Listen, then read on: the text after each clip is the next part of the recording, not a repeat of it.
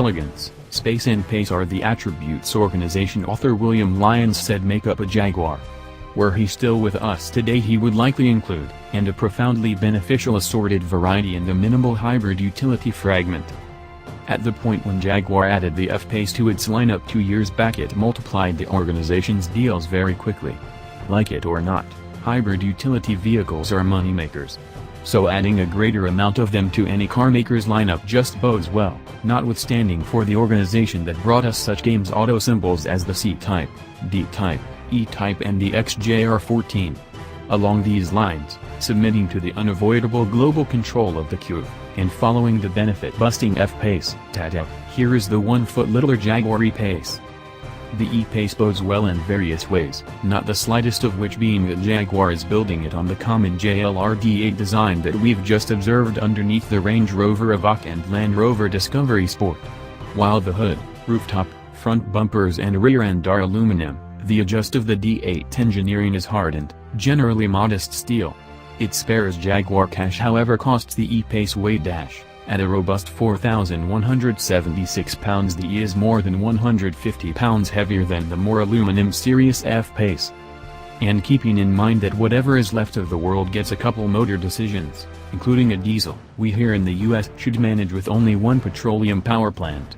However, it's a suitably sufficiently capable motor for the activity, the 2.0 Ingenium twin-scroll turbo 4-chamber. We will have a decision of two forms of it, one making 247 horsepower and one 296. It sits transversely in the engine, rushed to the apparently universal ZF9 speed programmed, which accompanies helpful and lively oar shifters, as you may expect in a Jag, even in a hybrid. Up to 100% of motor torque can be sent to the back haggles there to either singular back wheel by means of wet grip packs on every half shaft. Front wheel torque is part utilizing brake application.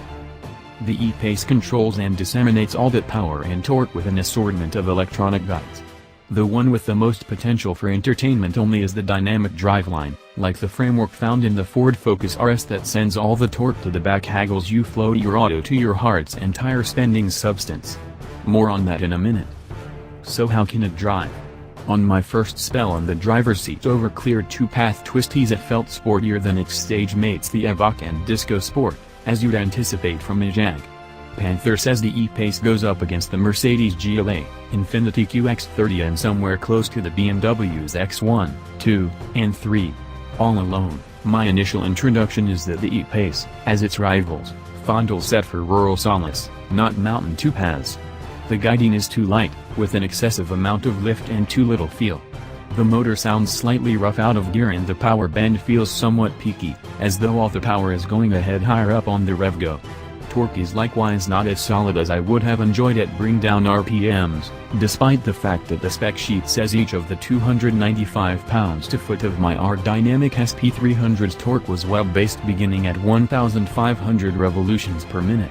In any case, the E-Pace hits 60 miles per hour in 5.9 seconds, in this way, that is something. In any case, that was just an initial introduction, what you may get amid a dealership test drive. Try not to settle on your choice in light of that. Similarly as with anything, I got used to the E-Pace's character sooner or later and afterward began to misuse the thing. By the evening of my day-lengthy drive I was working the oar shifters to blip the 9-speed ZF Trans into whichever outfit felt best. In only a brief time frame I was lashing the E like a dusty welcome tangle held tight a clothesline. It reacts well, regardless of whether you'll never mix up it for an energetic anything. The guiding is only excessively ambiguous and the body roll, while all around controlled through the ceaselessly factor adaptive dynamic stampers, is still more than I'd have enjoyed.